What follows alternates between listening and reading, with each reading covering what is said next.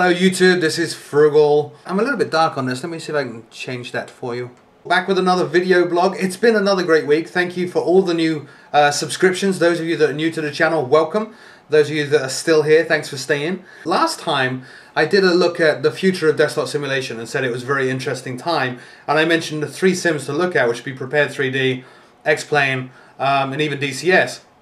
And then Majestic Software came out yesterday with their Dash 8, which is very, very impressive because the Dash 8 that they've done is at a PMDG 737 level of complexity, but they've also extracted the flight modeling, the aerodynamics modeling from FSX. They've achieved something quite remarkable in that they've taken all that workload out of FSX and in so doing improved the performance of FSX. So if you get the Dash 8 or you look at videos of the Dash 8 when they start hitting YouTube, you'll find that the frame rate that many people are getting is considerably higher than they would normally get.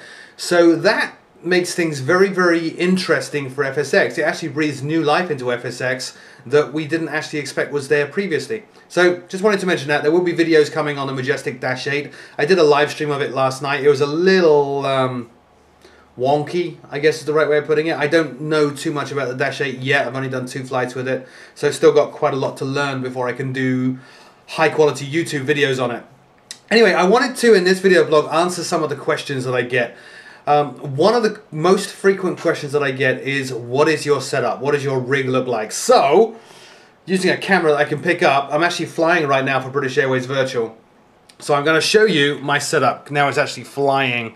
So I'm actually en route at this point to Naples. I'm trying to get my hours in for British Airways Virtual because I've been a little bit lax. So there's the 3 screens. When I'm not actually recording stuff, I tend to fly with 3 screens all the time. They're all 24-inch monitors, I think. I don't know, 22, 24, something like that. So I'm currently running, I've got bezel correction on, so if you look real close down here, you see that what's behind the bezel of the monitors you don't actually see. You get a better view of it over here on that MFCD. That's using NVIDIA Surround running off a GeForce GTX 670. Obviously I'm flying the 737 NGX right now. So there's my monitors. It is all controlled by this lot, which is a Cytec switch panel. Throttle quadrant. It's hard to say that without sounding like you have a speech impediment. ProFlight yoke. On the floor there, my rudder pedals. And obviously this is all driven by that, which is a quite heavily modified Alienware Aurora. I think it's an R2. And it's modified in that it's got a lot of SSDs in it that are running in RAID 1, and I have more memory in it. Oh my goodness, I got to turn off FS to Crew because it's picking me up. So more memory in it than you get normally, extended graphics card, which you don't normally get, or you didn't get when I got this. So that's the computer that's powering everything. And I know you can build your own cheaper. I'm not really good at building PCs. I would rather have one with a warranty, and I can call somebody up to come fix it. So there's my keyboard. If you look at the Froogle Pete channel, you see I reviewed that. That's the Corsair K90 keyboard. There's the M90 mouse that goes with it. I'm running a Razer pad there. You notice under there, that little box? That is a butt kicker. I don't actually use that too much. How do I zoom this in? Hang about. I don't actually use the butt kicker too much with FSX. I do use it with X-Plane. And I use some software called Sim Commander from X-Plane, which makes a second sound card that I have in this machine down here output signals to the butt kicker which are accurate based on turbulence and various other forces acting on the aircraft. So there's all of that. There's an Xbox down there. I don't tend to do Xbox videos, but I do love my game consoles.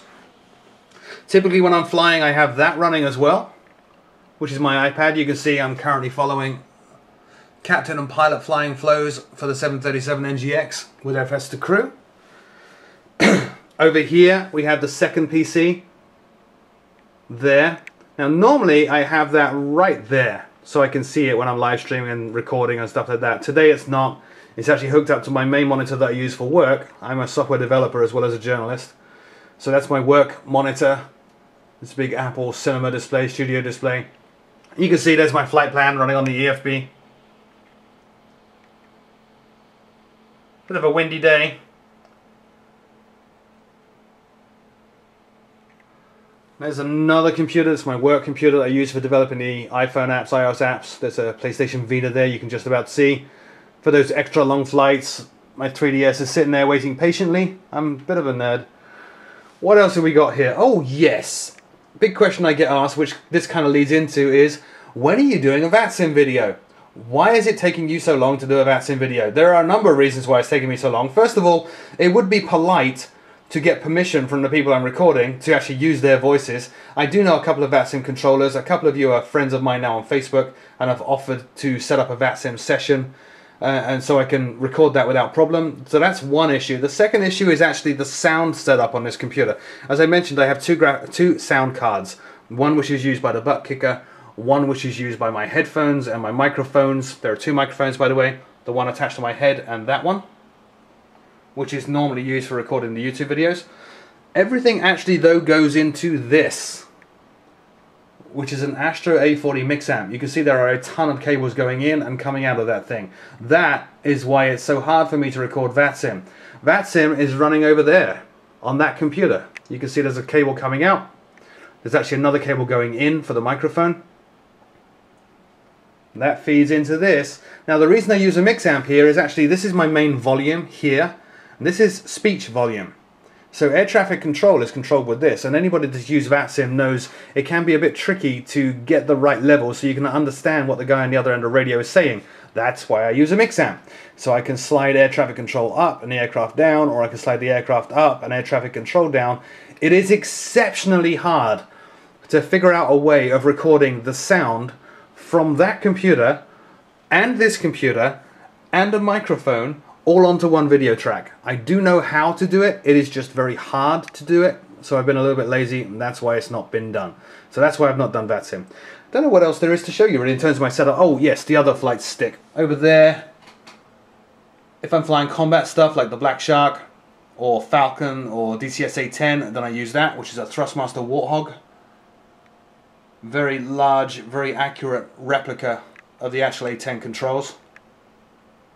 Very cool as well.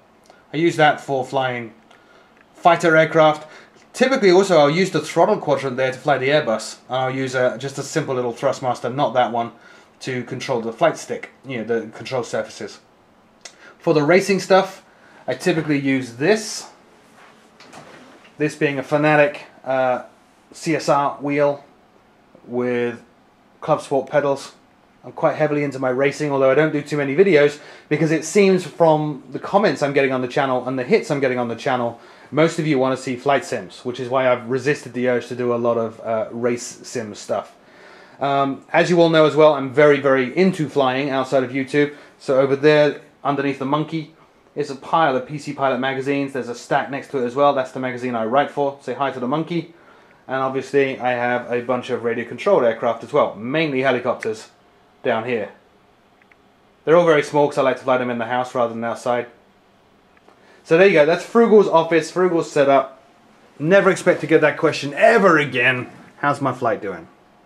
Doing pretty good. So, another question I get asked a lot is how do I get my frame rates and my graphics looking as good as they do? That question is even more pertinent after what you just saw, which is all my screens running. It's hitting about 30-40 frames per second right now in FSX, 3 screens wide. It's pretty cool.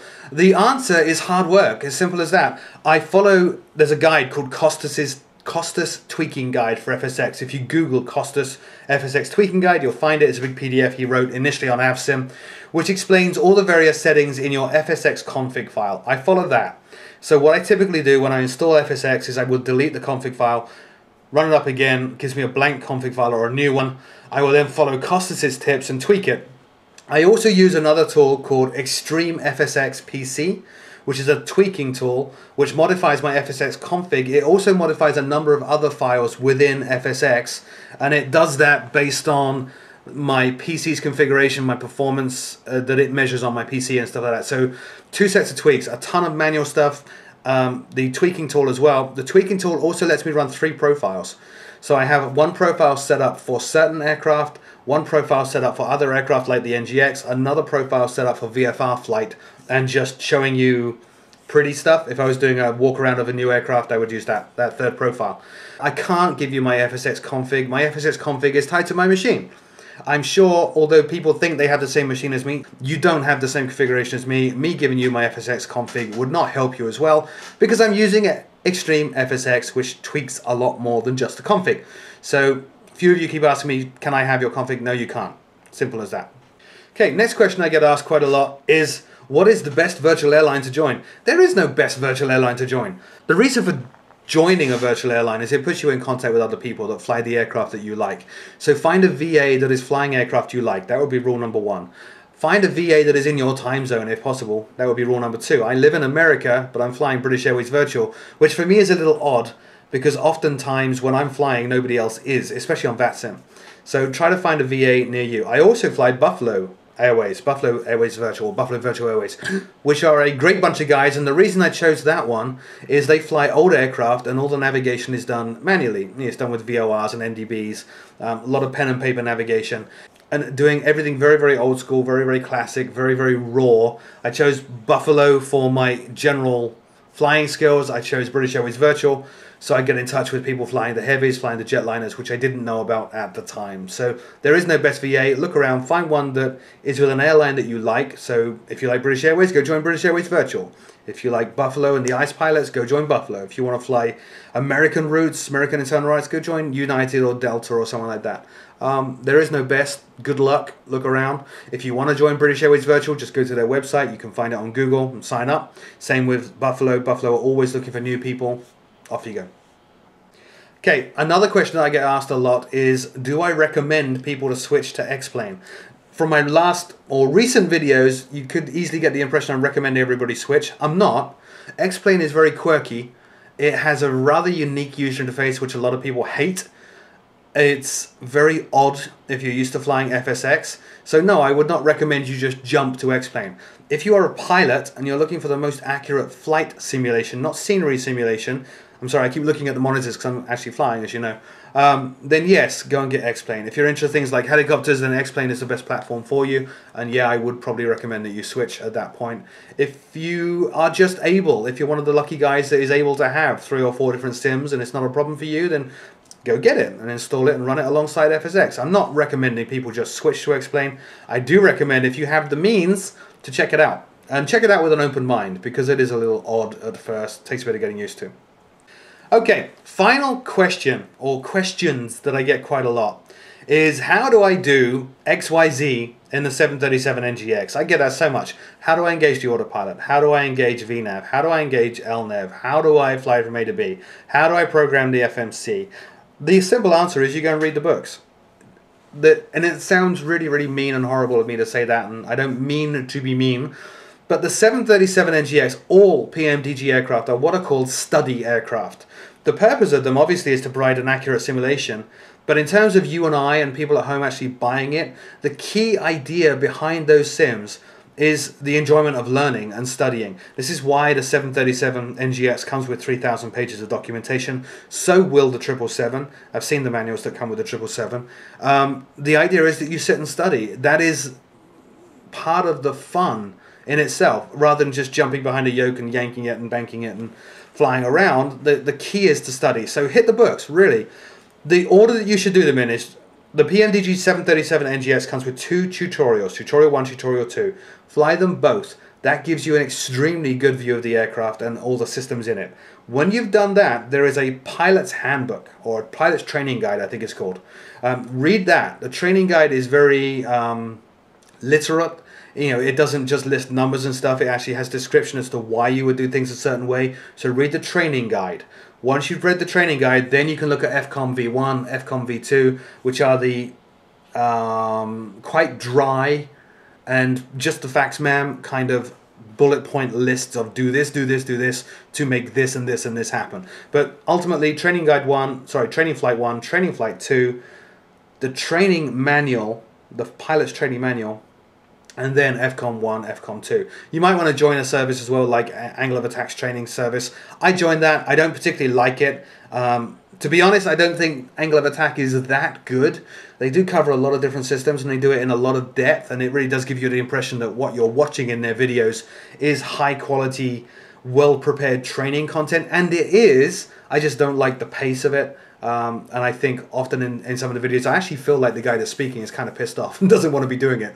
It makes me feel bad for him. So that's that. That's all I got for this week's vlog. Next week I'll answer more questions. If you have questions for me, put them in the comments section of this video below.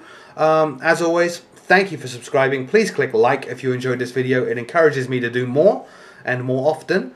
My name is Froogle. See you soon. I'm going to get back to flying before this thing starts breaking on me.